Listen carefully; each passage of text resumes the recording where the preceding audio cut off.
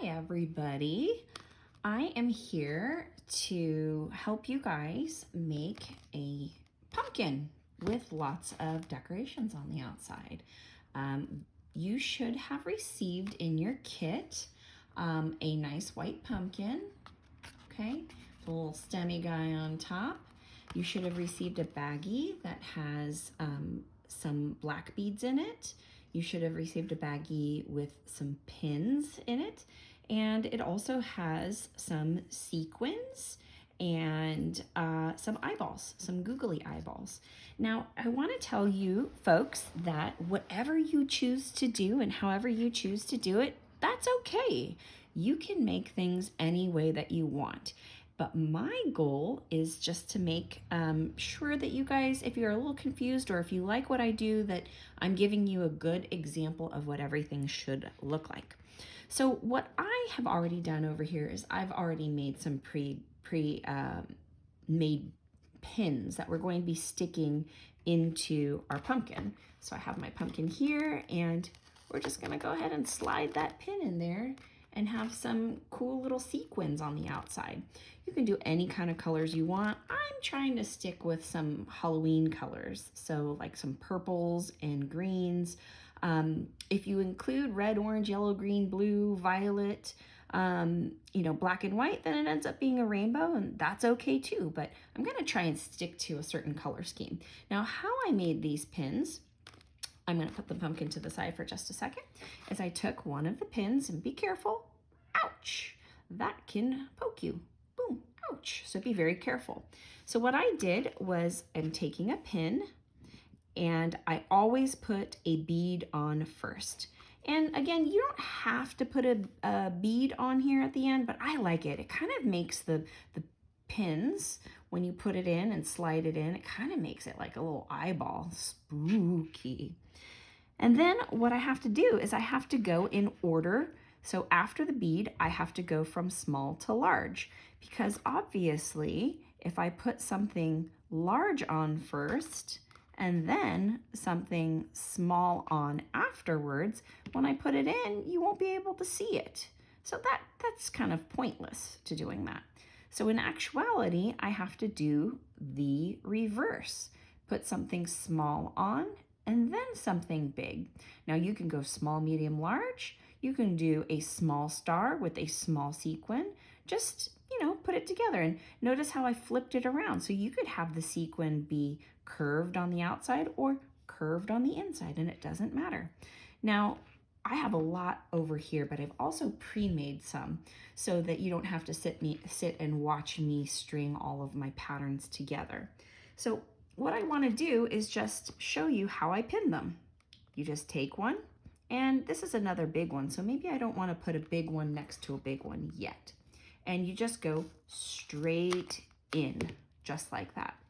Now I'm going to grab a smaller one, and I'm going to put it in just like that. Now again, you can put it in any way you want. If you want to have all the big ones on one side and all the small ones on another, you could do that. There's nothing wrong with that. But the way that I want to do it is have kind of a randomish kind of a pattern to it. Now what you do want to avoid is sticking things together like that. You gotta want to kind of space them apart and have them about the same spacing, because we're going to put all of these pins in, and then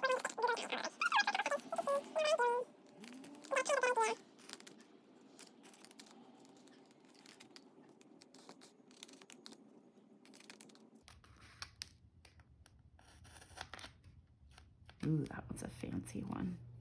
But I hope that makes sense. I'm going to keep doing this by myself, because you don't have to see me put these in anymore, and then we'll come back.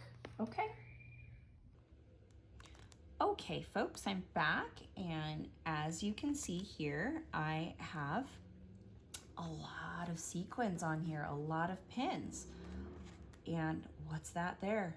I've got a couple of pins that I didn't push in because it's getting stuck on something inside the pumpkin, and like maybe some hard pieces of glue. And I definitely don't want to, ouch, push that in with my finger, because it hurts. So we have to be smart about things. Maybe you can find the end of a pen right there and push a little bit harder with that. And it'll go right in. It'll push right in. And, uh-oh, that one's not going in. So maybe I have to pull it out and reposition it and then slide it back in. Just like that. And so that brings to mentioning that we should be careful at all times, and we should be making sure that we're working on a nice flat surface and a desk. We shouldn't be working like on the couch, and we shouldn't be working, you know, like on our beds. We need to make sure that we work on a flat surface, because can you imagine if we dropped these pins all over the place? If we weren't working on a nice surface like a desk or a kitchen table, and these pins went scattered everywhere. Can you imagine how painful that would be to have one of those guys step on that or put our hand on it? Ouch. So we really need to make sure that we're working on a safe surface. Now that we have all of our pins inside of our pumpkin, we're ready to do the next step. And the next step is our stem. So we have the stem here. What you're gonna do is you're gonna fold it in half. It doesn't have to be a perfect half, okay? It doesn't have to measure perfectly. And then you're gonna really make this end part right here and pinch it tight so it's nice and firm at the end. Then, because my, you know, as you can see, my little stem here, I've got a little cute stem, but he's kind of off the side. So what I'm gonna do is I'm not gonna put my vines, my little curlicue vines right here, I'm not gonna put them over here. I'm gonna try and put it close to the center.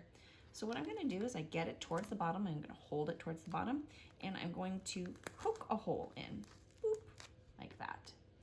What I want to do then, because this looks pretty silly, it looks like, you know, it's got an antenna. Well, maybe that is kind of cute. Maybe we have an alien pumpkin.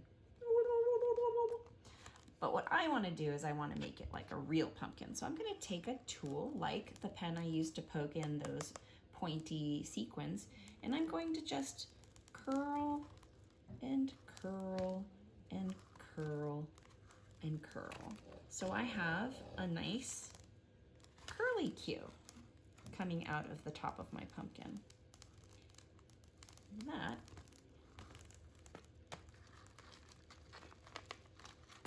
this, I can bend it around this way, I can pose it, and that way I have like a nice little curly cue coming from the top of my pumpkin, just like that. How cute is that? The next step is to add some eyeballs. And how you do that, you need to get some nice white glue. So, you know, Elmer's glue, school glue. And my glue has not been cut yet, so I'm gonna cut the tip of this off here. But then what I'm going to do is squirt a little bit. And there we go. Just a little tiny dot of glue, little tiny dot of glue on an eyeball, and press it down. Ooh, I want to get another larger size eyeball. And again, just a little bit of glue. A little bit of glue is going to go a long ways. And press it down. And so now I have some googly eyes to go with my sequins. And that is the last and final step in making one of these cute little pumpkins. I can't wait to see what you all make, and I look forward to it. Thanks for joining me. Be safe, work on a hard surface like a desk or a table with plenty of room, and good luck, everybody. I'm sure you will make wonderful, adorable pumpkins. Happy Halloween!